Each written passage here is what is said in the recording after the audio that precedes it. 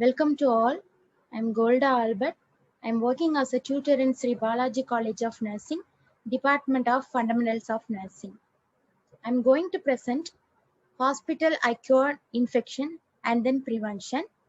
It comes under microbiology. Let me see.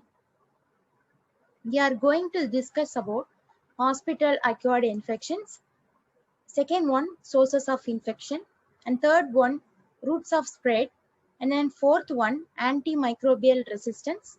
And then fifth one, hospital infection prevention and control guidelines.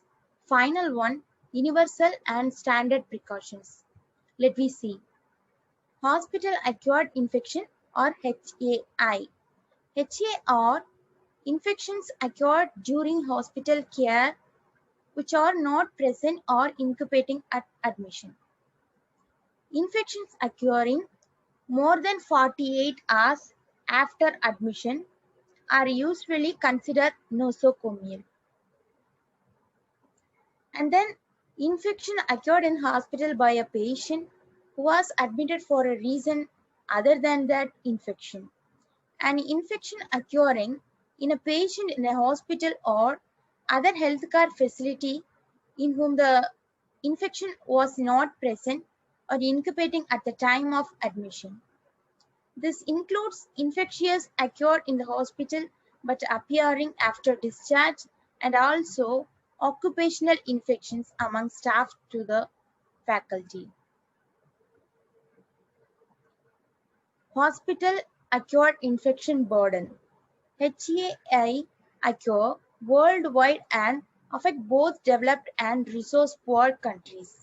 Over 1.4 million people worldwide suffer from such infections.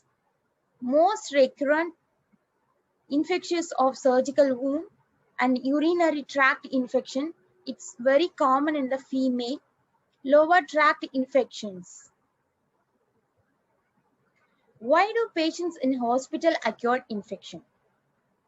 Patients with infectious disease are frequently admitted in the hospital or prolonged admissions. Some of these patients are able to spread their organisms to other patients and they provide one source of infection in hospital. Patient admitted for the causes. When such patients admissions in the hospitals means risk has to address to other patients. Appropriate measures have to taken to contain the infection with isolation procedures of varying degree of strictness depending on the infection.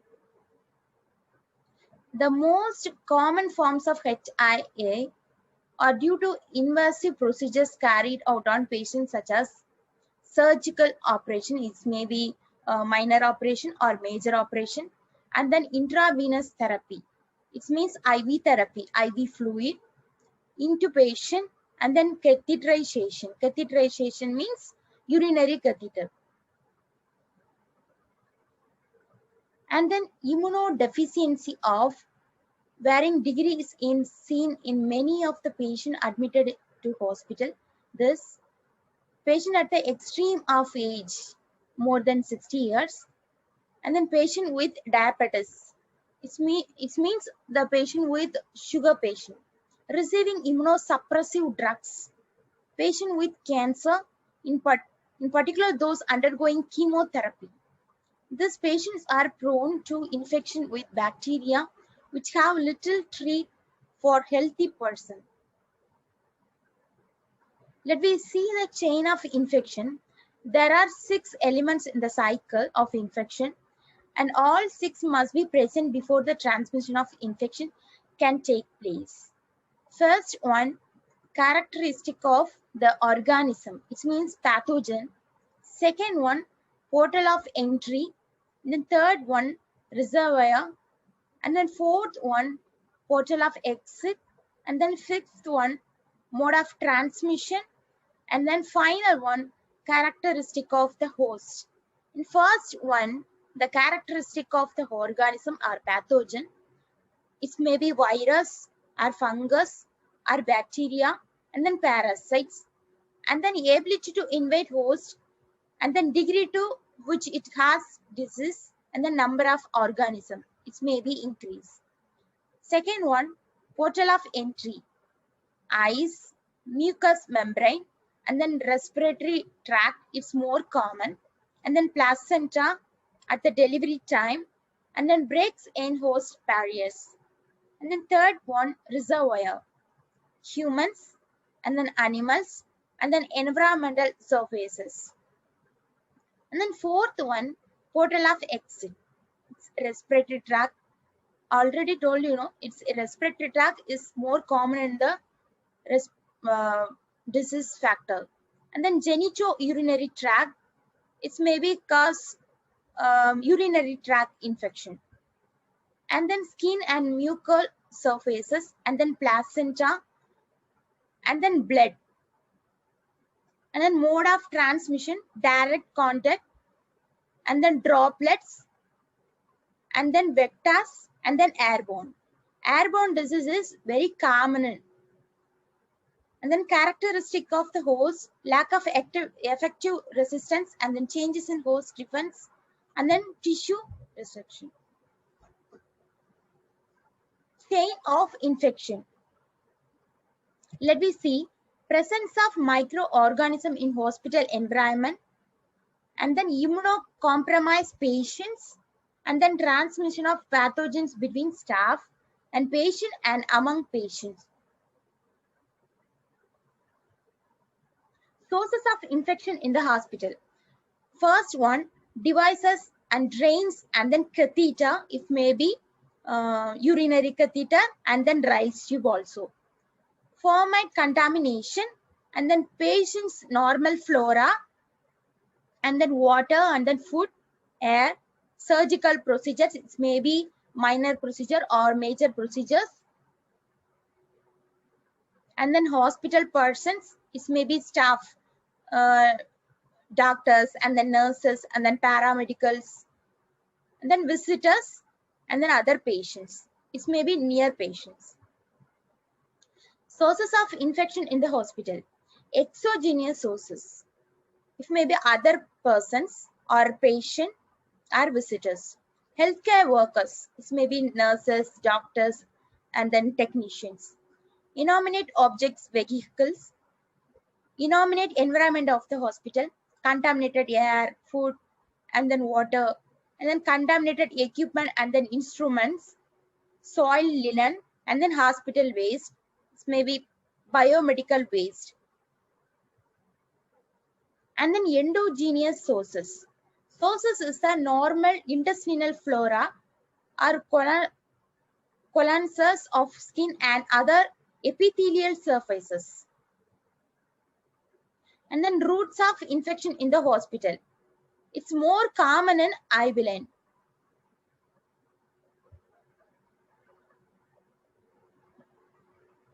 Antimicrobial resistance. Antimicrobial resistance, it's AMR. It's the ability of the microbe to resist the effects of medication previously used to treat them. Resistant microbes are increasingly difficult to treat and require alternative medication or higher doses, which may be more costly or more toxic.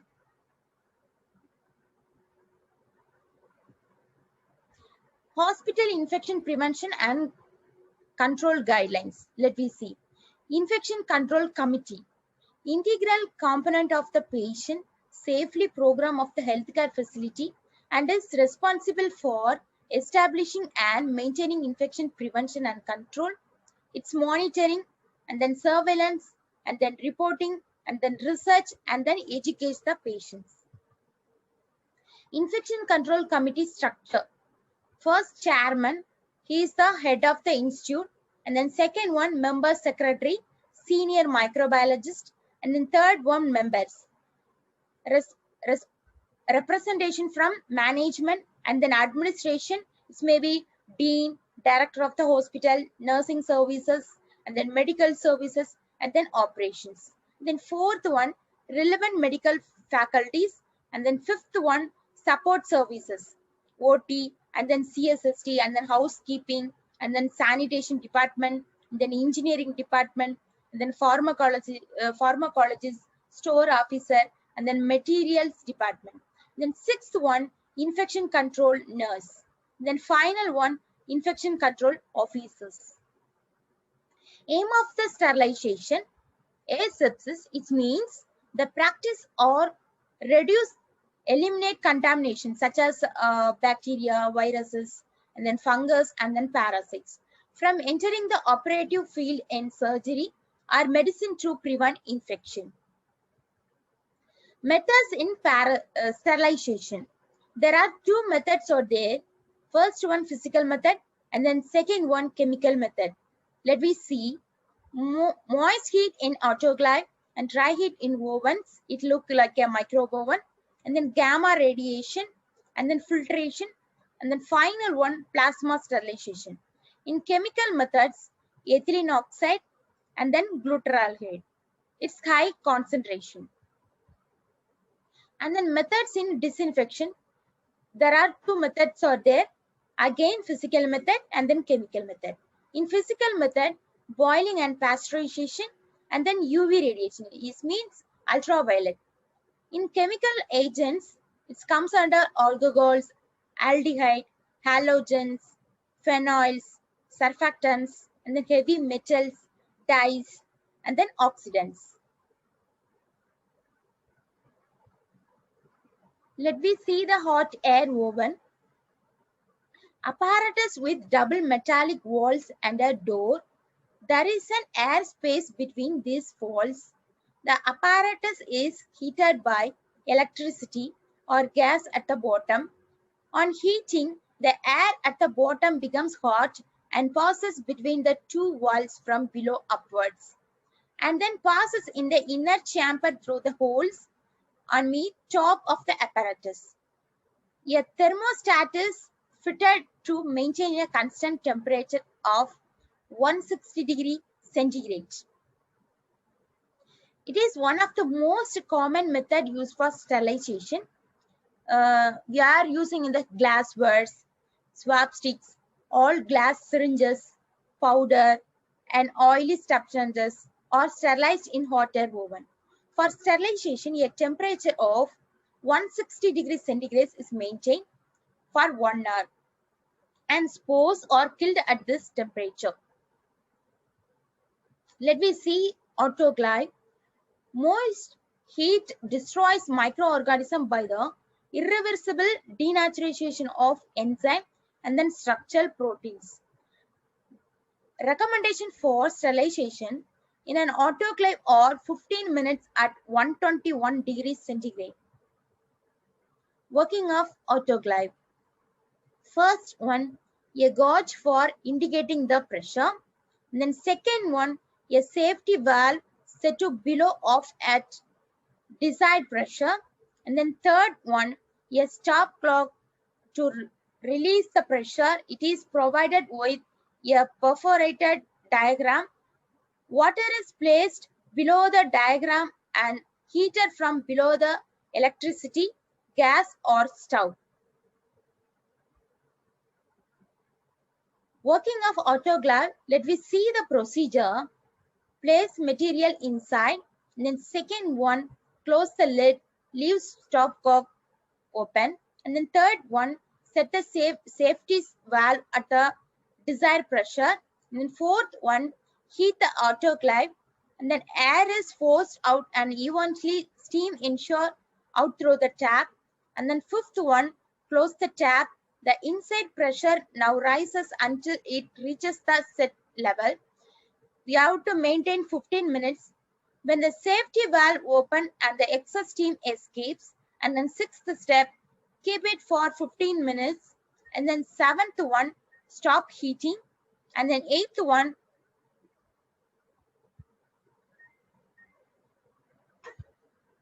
ஐயா வாத்தி வாத்தி வாத்திக்கிறாவா வாத்திச்சு விட்டுரு, time இல்ல, நாளைக்கு அச்ச submit பண்ணணும். Okay.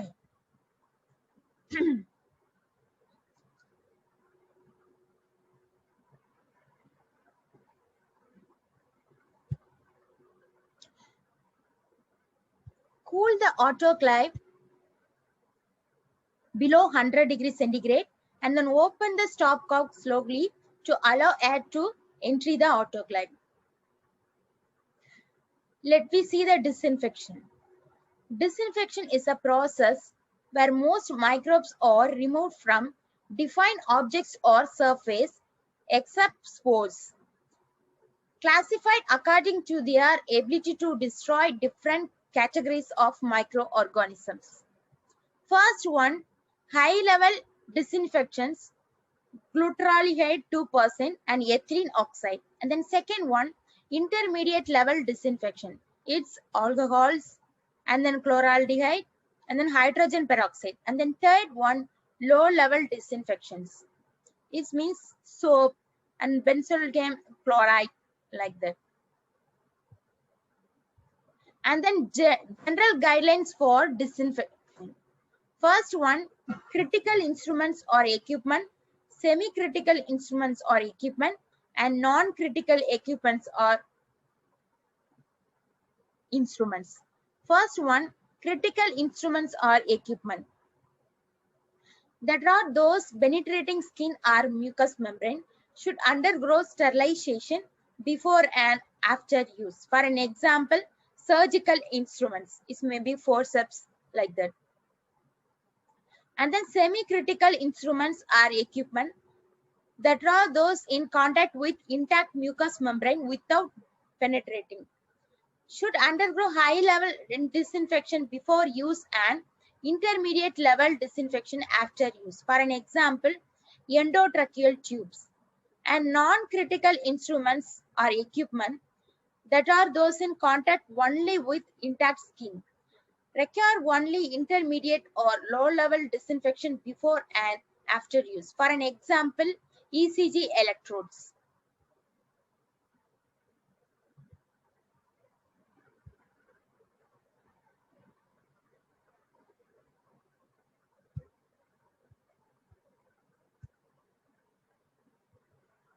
Role of physician. Physician means doctor. Physicians have unique responsibilities for the prevention and control of hospital infection. First one, by providing direct patient care using practices which minimize infection. And then second one, by following appropriate practice of hygiene. For an example, hand washing, gloving, gowning, and then isolation. And then third one, protecting their own patients from other infected patients and from hospital staff who may be infected. Fourth one, complying with the practices approved by the Infection Control Committee, and then obtaining appropriate microbiological specimens when an infection is present or suspected. And then final one, notifying cases of hospital acquired infection or HAI to the team as well as the admission of infected patients. Let me see the role of the hospital pharmacist. The hospital pharmacist is responsible for obtaining or storing and distributing pharmaceutical preparations using practices which limit transmission of infection agents to patients. And then second one, maintaining the records of antibiotics distributed to the medical departments. Providing the antimicrobial use committee and infection control committee with summary reports and trends of antimicrobial use. Providing summary reports of prevalence of resistance monitoring, sterilization, disinfection, and the environment where necessary. Participation in development of guidelines for antiseptic and disinfection and products used. Role of the nursing staff. Implementation of patient care practices for infection control is the role of the nursing staff. The senior nursing administrator is responsible for participating in the infection control committee, and then second one, promoting the development and improvement of nursing techniques, and then ongoing review of aseptic nursing policies with approval by the Infection Control Committee. It means ICC. Let me see the Central Sterilization Service. It means CSST. A Central Sterilization Department services all hospital areas, including the operating suite, and appropriately qualified individual must be responsible for management of the infection control program. Let me see.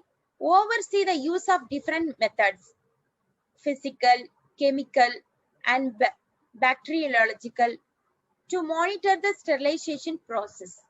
And then second one, ensure technical maintenance of the equipment according to national standards and manufacturer's recommendations. And then role of the food services. The in charge of food services must be knowledgeable in food safety and staff's training and storage and preparation of foodstuff and job analysis and use of equipment. The head of catering services is responsible for defining the criteria for the purchase of foodstuff. Second one, equipment use. And then third one, cleaning procedures to maintain a high level of food safety. Let me see the role of the laundry services. The laundry is responsible for developing policies for working clothes in each area and group of staff and maintaining appropriate supplies. And the second one, ensuring that liquid soap and paper towel dispensers and replenishers regularly. And then distribution of working clothes and, if necessary, managing changing rooms. And then developing policies for the collection and transport of dirty linen. And then defining, where necessary, the method for disinfecting infected linen, either before it is taken to the laundry or is in laundry itself. Let me see the role of the housekeeping services. The housekeeping services is responsible for the regular and routine cleaning of all surfaces and maintaining a high level of hygiene in the facility. Classifying the different hospital areas by varying need for cleaning. Developing policies for appropriate cleaning techniques. This may be procedure, frequency, agents use, and then etc. for each type of room, from highly contaminated to the most clean. Developing policies for collection and transport and disposal of different type of waste. For an example, containers and then frequency. Ensuring that liquid soap and paper towel dispensers and replenished regularly. The third one, informing the maintenance services of any building problems requiring repair. Role of the infection control team. The infection control program is responsible for oversight and coordination of all infection control activities to ensure an effective program. Organizing an epidemiological surveillance program for nosocomial infections. Participating with pharmacy in developing a program or supervising the use of anti-infectious drugs.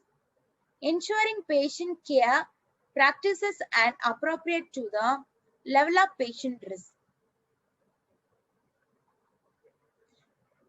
Checking the efficacy of the methods of disinfection and sterilization and the efficacy of systems.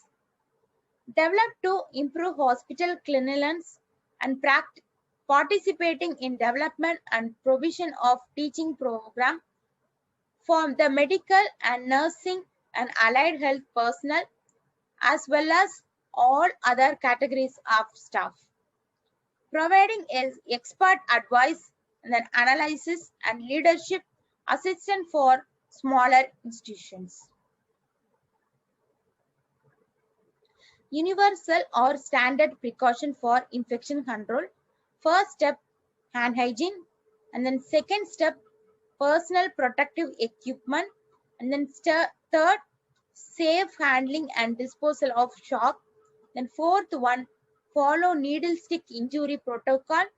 And then fifth one, safe handling and disposal of waste. Sixth one, managing blood and body fluids. And then seventh one, disinfection of equipment. And then eighth one, environmental disinfection. And then ninth one, immunization. And then 10th one, isolation. Let we see the hand washing technique.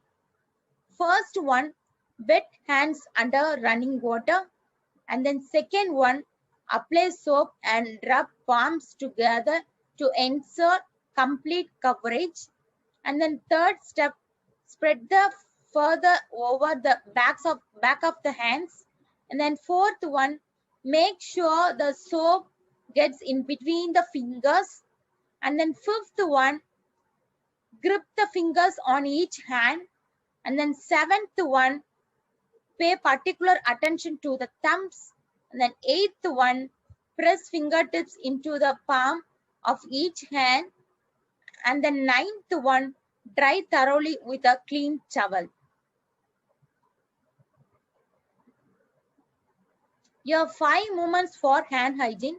First one, before patient contact. And then second one, before aseptic task. And then third one, after body fluid exposure risk. And then fourth one, after patient contact. And then fifth one, after contact with patient surrounding.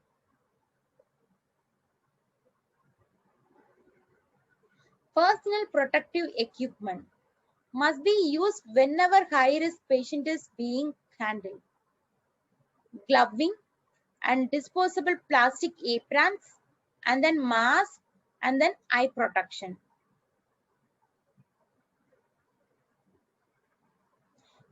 Let me see safe handling and disposal of shops.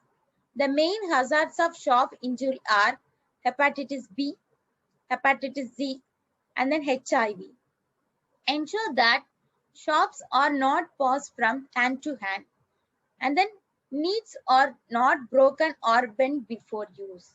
Then shops are disposed at the point of use. Shop containers are not filled more than 2/3. Staff are aware of inoculation injury policy. Follow the needle stick injury protocol.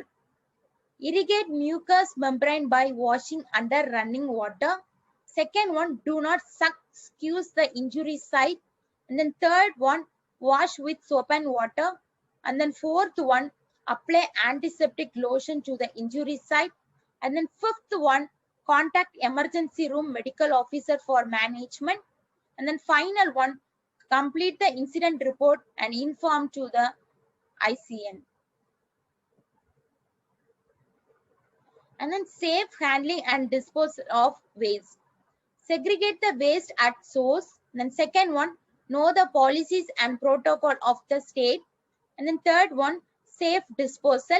Then final one, safe handling of spillage. Segregation of solid biomedical waste. Let me see. Black color bin, and then second one, red color bin, and then third one, yellow color bin, and then fourth one, blue color bin, then final one, white color.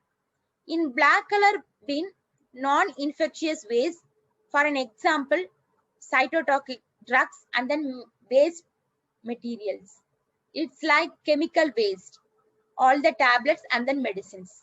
And then red color bin, plastic container. It's solid waste.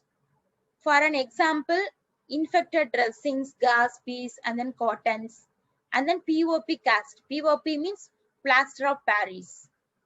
And then yellow color bin, anatomical waste, placenta, pathological waste, and then all body parts.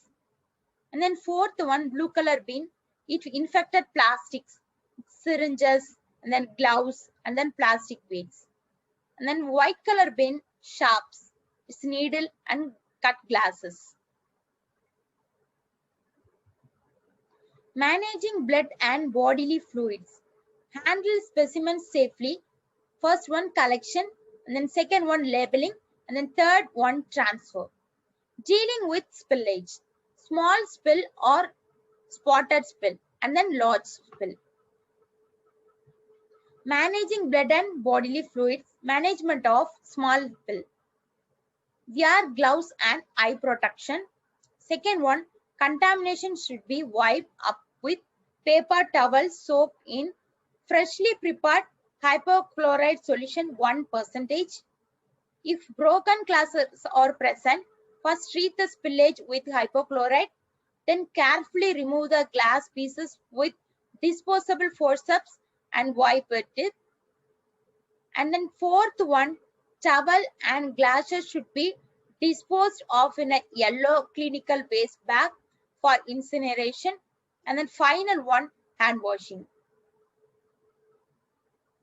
Management of large spill. Mark that area as a large spill. Wear PPE. Liquid spills should be covered up with hypochlorite solution and left for 2 minutes. Use absorbent to absorb. And then fifth one, wipe that with water and detergent. And then allow that to dry. And then final one, put all the towels, gloves to yellow bin for incineration. Final one, hand washing. Infection control checklist. First one, have you washed your hands? Then second one, do you need to use personal protective equipment? And then third one, are you preventing sharp injuries? Then fourth one, are you disposing of waste safely? And then fifth one, do you deal promptly with spillage? And then sixth one, do you thoroughly decontaminate equipment? And seventh one, are you maintaining a clean environment? And then eighth one, do you know what to do in event or accident? And then final one, do you know your workplace procedures? Get involved and stop hospital-acquired infections. Let me summarize the topic.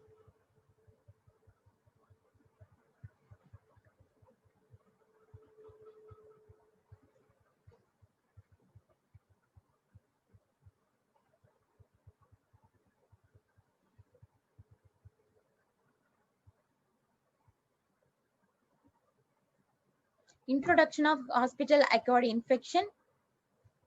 And then why do patient in hospital-acquired infection? And then why do patient in hospital-acquired infection? And then chain of the infection. And then sources of infection in the hospital. And then endogenous and then exogenous sources. And then routes of infection in the hospital. And then antimicrobial resistance. And then hospital infection prevention and control guidelines. It's infection control committee. And then infection control committee structure. And then aim of sterilization. And then methods of sterilization. It's in physical method and then chemical method. And then methods of disinfection, physical method, again chemical method. And then methods in disinfection, it's boiling and then chemical method. And then hot air oven, and then autoclave, and then working condition, and then procedure, and then disinfection, and then general guidelines for disinfection, and then role of physician, and then role of pharmacologist, and then pharmacist, and then role of the nursing staff. Then central sterilization service is the CSST, and then role of the food services, and then role of the laundry services, and then role of the housekeeping services, and role of the infection control team. And then universal or standard precaution for infection control, and then hand hygiene, and then hand hygiene technique, and then 5 movements for hand hygiene, personal protection equipments, and then safe handling and disposal of swabs, and then follow needle stick injury protocols, and then safe handling and disposal of waste, segregation of solid biomedical waste, and managing blood and bodily fluids, management of small spill, management of large spill, and then infection control checklist. That's all about my class.